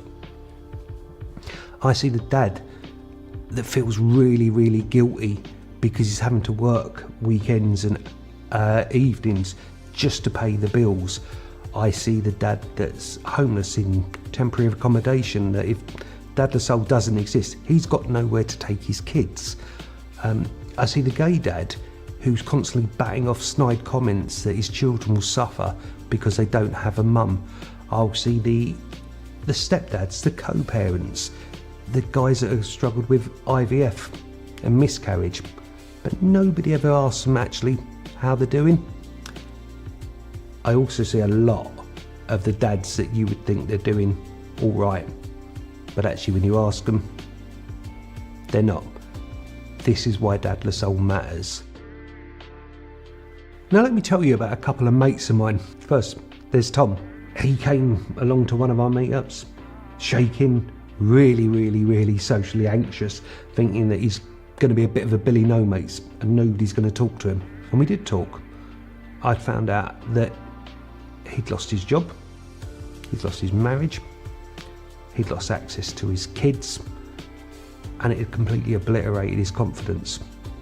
But through Dadless Soul, we helped him sort of build that back up. Now, he's got his confidence back up, he's got access to his kids, and they really enjoy their Saturday daddy play dates. And then there's Mike, another mate of mine. Mike's been struggling for God knows how long with postnatal depression, completely undiagnosed because obviously men don't struggle like that. But there was a moment, he was sat on the floor at one of our play dates building a castle with his little daughter, and he started to smile. These are just a couple of the moments that I see and we see as Dadless Soul, week in, week out. This is why we need to be there. So let me tell you what happens if we fail. Your brother, your dad, your uncle, your mate reaches out for support. He plucks up the courage to actually come through the door and ask for help, only to find that door's closed. We know how that story ends. This is why we need your help to do something about it. So I've just told you what happens if we lose. But let me tell you what happens when we win. Thousands of dads and families get the chance to go to tech innovation hubs, art galleries, museums, have incredible adventures on a Saturday with people they wouldn't normally meet. Our events in the evening, our dads' workshops and youth clubs become a thriving hub for people from the age of 16 up to 75. And that sounds crazy, but that's exactly the types of people that we get through the door. We need your help to help all of those people. And I'm a realist, you know, unless you've been walking around for the last couple of years, you know the world is in a dire state. Right? I know times are hard, but it's almost at these times, at these dark times, this is where we as a community need to shine brightest. And this is what I need, and we need your help. So the question, how can you actually help? And you can. You know, £10, £50. You think, oh, it won't make a difference, but it will. £10 goes to fund a play date for a family on low incomes that maybe couldn't afford to have these sort of adventures. £50 goes to fund a play date, a dad's only meet up where these guys can get their support, the kids can have the adventure, and maybe they can leave with a swanky sweatshirt like this, so they can leave knowing that they're part of something. £100, £250, These sort of money goes to help fund our volunteers with mental health and suicide prevention training. So the next time they ask somebody, how you doing, mate? And that person says, well, actually not too well. They've got the skills to be able to make sure the story doesn't end badly. £500, £1,000, £2.5 grand. If you've got it, give it to us. We see a world where there should be Dad Lassalle chapters in towns and cities across the UK, right? If there is a man down, he should be able to come and get the support that he needs. But I realise that's a big ask. But if you can help, please do so, because at the moment this is not just about putting Dad Lassalle chapters across the UK, across the world, because there is a call for that. But at the moment we need to make sure that the projects we've got running survive. It's that critical. And in the last 7 years, I think, of running all of these events and doing all this great stuff, I've never once asked for help. And I really need to change that. So you can make a difference. You genuinely can make a difference. If you could donate, amazing. If you could share this story on social media, amazing. Just take 5 minutes, watch this film, tag 5 friends, right? Tell them that they need to see this. If you are a larger organisation or a brand that wants to get involved, give us your support. We can create magic together. But the bottom line is, we need to keep the lights on. This needs to happen. And I can't do this alone. So I'm asking you, my brothers and sisters out there, to join my revolution. You don't have to be a dad. You just need to give a shit. Thank you.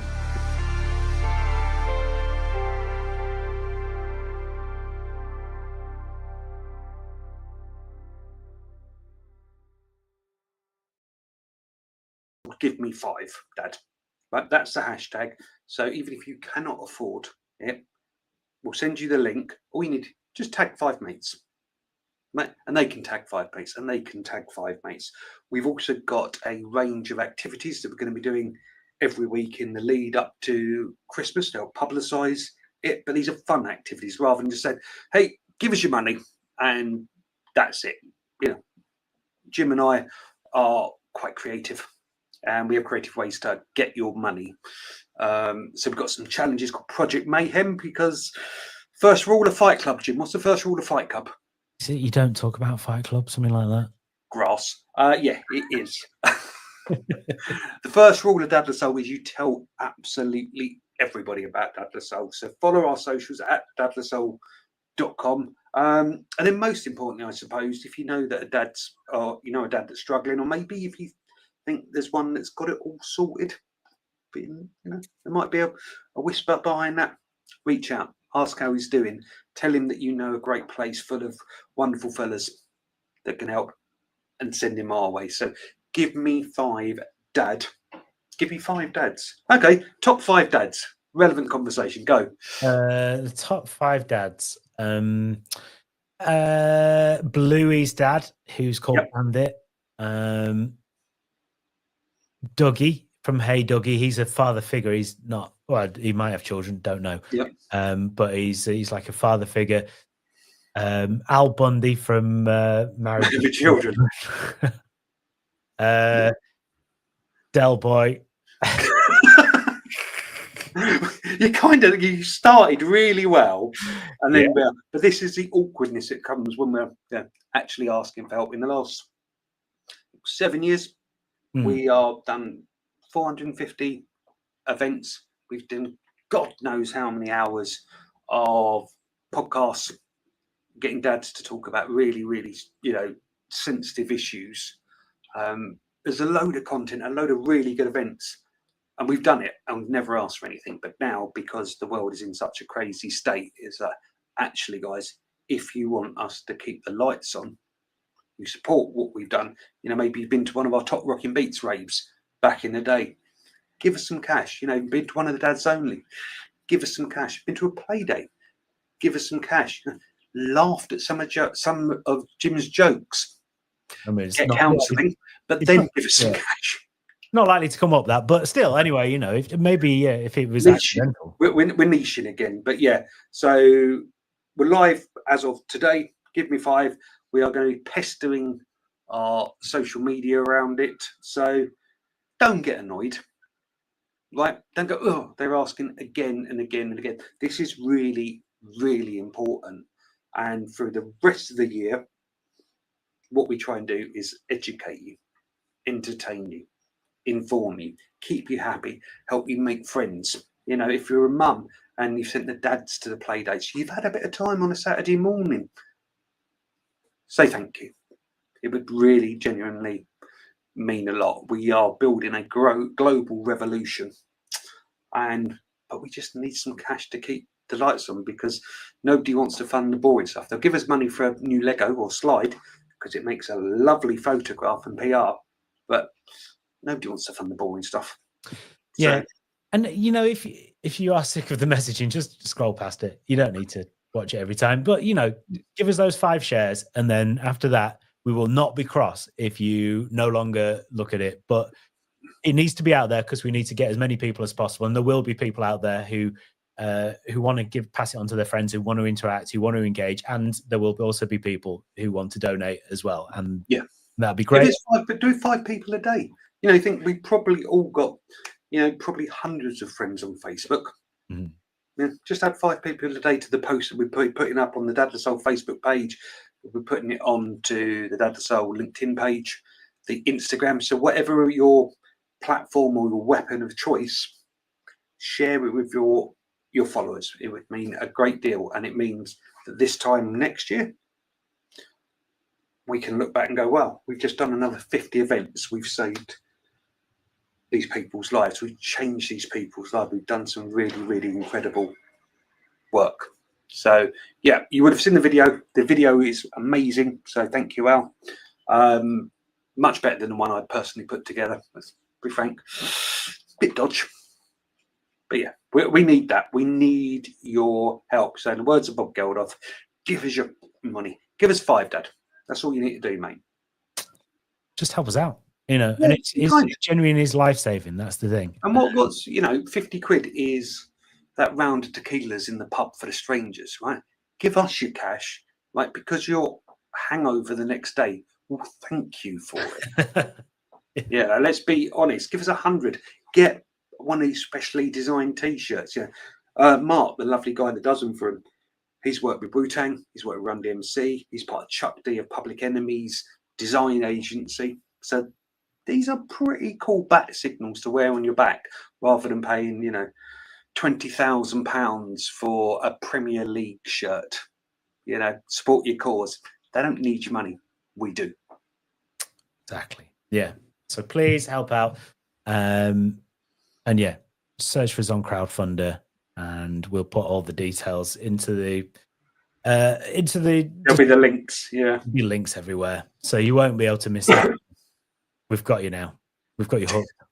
Yeah, and all in by the end of the year, we would have smashed our target. Mm. And go, actually, I believe in these guys and their crazy mission. So yeah, I can't afford to donate, but what I can do, I can give them 5 minutes of my time, and I can share. The rule I got was share till people get peed off, but then share a little bit more. And that came from an expert crowdfunder. There you go. Perfect. Musical interlude, but I don't know what we got planned. Well, I've got one that we could play. So this is Go. Bell and Sebastian's Legal Man, and it's a cracking tune, so enjoy.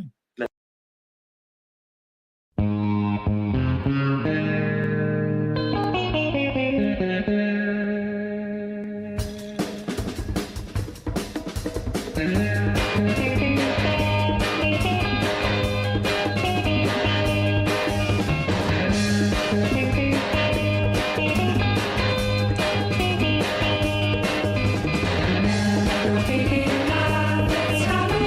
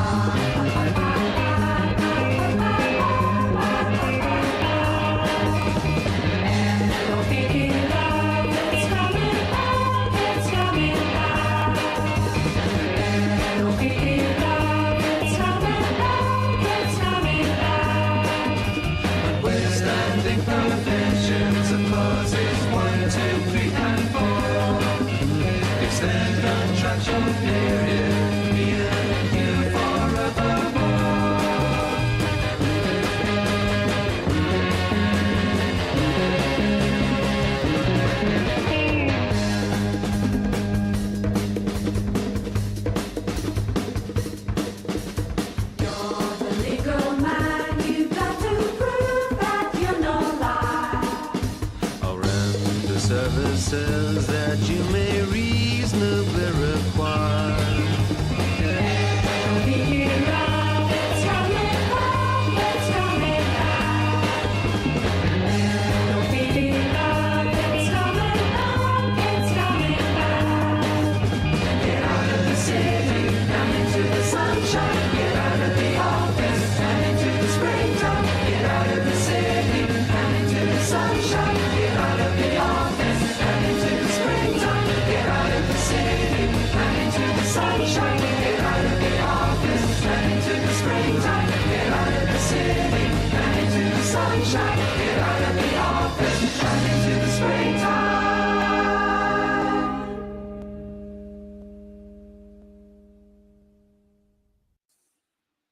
That was quite joyous, but it put me in mind of the Age of Aquarius, where there's lots of Yeah. hairy, naked people dancing around, which is also very similar to Jim's browsed history. Yeah, that's it. Yeah, that's just basically what I look out for. Hairy naked people.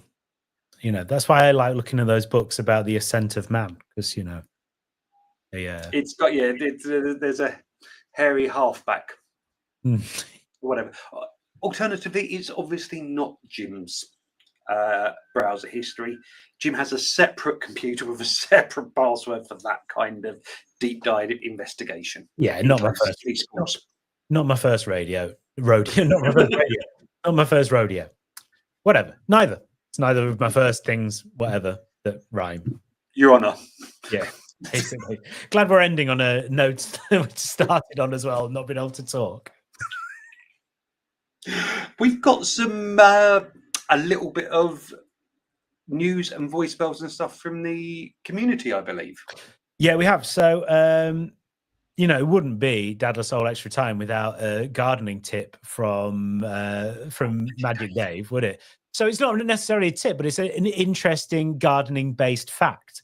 So let's have a listen. Right, I've got one for you. This is about trees. You know, when they say you can tell the age of a tree by the rings, that is actually true. Every year a tree grows, the cambium, which is the bark, it's another layer thicker each year.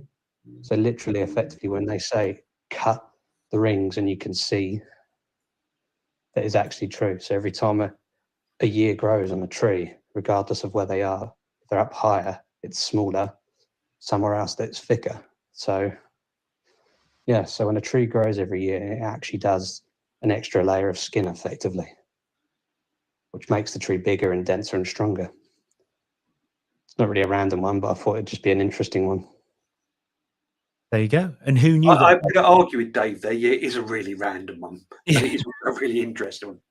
Yeah, who knew bark was called cambium as well? We've all learned something, right? School day. See, this is where I meant to earlier during asking for your cash. We educate you.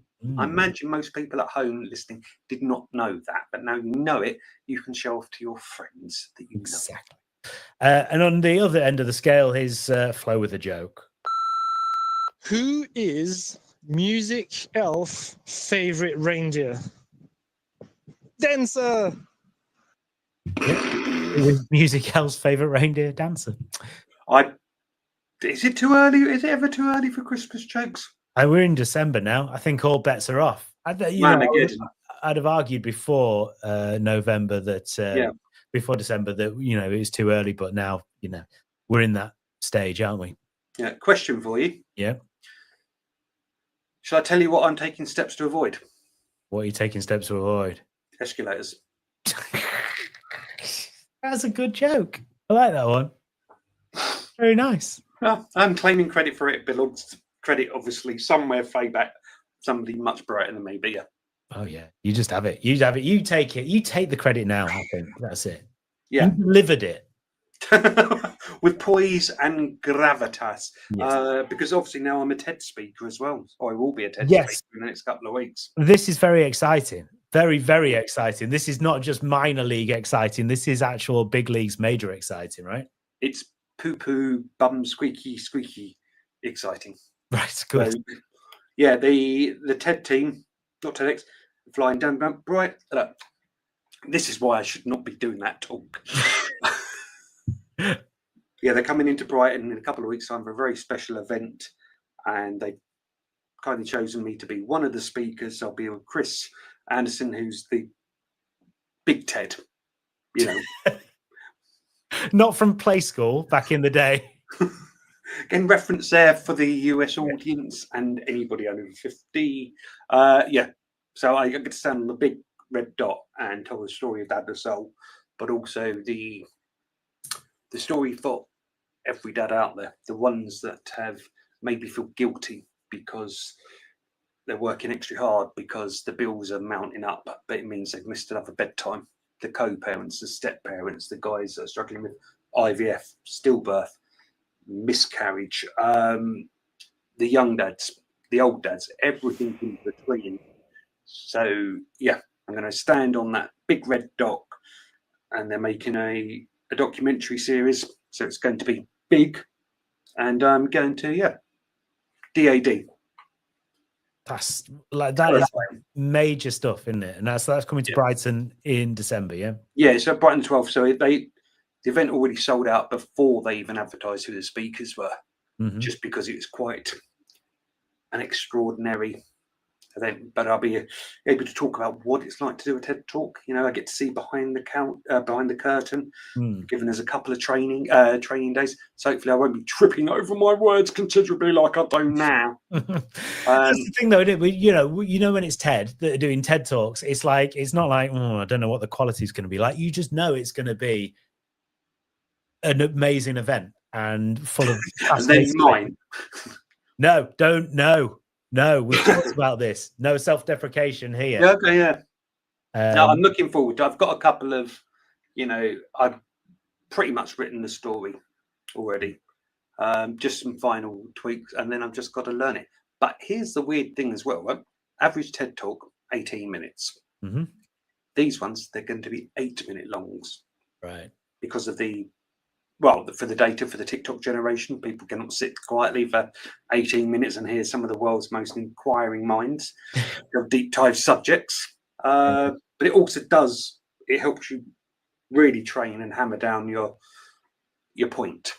So yeah, it'd be a nice way to see off the year. Yeah, absolutely brilliant. Nice, man. Amazing, absolutely amazing. Really is just Viva la revolution. And yeah, hopefully I'll learn to not stumble over my work. And it will just be great, and there'll be book deals. Question for you, Jim. Right, because this has been asked, right? When they come to make the movie, the biography of Dad the Soul, I'm thinking casting. For you, it's a mixture of sort of a young Brad Pitt in Fight Club with Sid Little. Oh yeah, okay, yeah. I don't know who would play you in the story of your life. Is Ryan Gosling free? We reach out to his people. I think, but he doesn't wear specs. Now, I think to be truthful and authentic, it would have to get a specs wearer, because if he put specs on, it's not very PC, is it? Because he'd be pretending to be somebody that needs some cultural appropriation. Yeah, okay. That's it. That is it.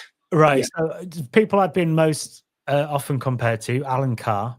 Yep. Brilliant. He's older than me, though. Surely can't play younger me. You've got better teeth as well. Thank you. Only just. Jack Osborne. He's not on telly very much anymore. No, exactly. Yeah. Ross from the band The Futureheads. I don't know if he does any acting, but no, he just looks a bit like me. So I don't know. There's not a lot of. I don't know many actors anymore. So, recall to the first hour of the show where Jim does not go to the pictures. That's it. I don't know who's like. There was some actor that I heard the name of a couple of times in a couple of days. I was like, I've not heard of him at all until now. Couldn't tell you what he looked like. Couldn't pick him out of a lineup. Yeah. But who would? I'm just thinking, who would be ideal? Tom Hardy. I'll go for it. Do it. Oh no, Oliver Hardy. Sorry. Take with one hand, give with the other. This is Yeah. why we're 16 in the comedy charts. Yeah, you had me. You had me. Tom and Jerry. Tom and Jerry. Okay. Yeah, but you never know. The book deal, the documentary series. Well, we'll work all those out. You know, when it comes to it, when Hollywood comes a knocking. Into it. This has been the Dad Soul Extra Time show. Please be kind, share us, like us, make a little comment about it, and more importantly, do not get annoyed when you see Give Us 5 Dad all over the socials, because you know there's a really, really important reason for it. And if you're not following us on the socials, do so then you can get annoyed about, oh my God, the posting about that crowdfunding yet again. At Dad Lasol. At Dad Lasol, please. Yeah. Do. And then I can direct you to Jim's wonderful cachet of videos about Yorkshire, and you can put really hateful comments in them at the same time. That's actually going to be one of the crowdfunded tiers and rewards. All engagement works. Put it out to more people. Yeah, isn't it weird? You people, I'm not going to mention his name, but that hateful, huge misogynist. He said, actually, you want to focus on creating content that 70% of your audience are absolutely going to hate, because then they're more likely to respond. Yeah, a lot of people have become famous doing the same thing, and it's what a horrible way to live. Into. In the word of Razzie Bailey, I hate. Until next time, boys and girls, keep the peace.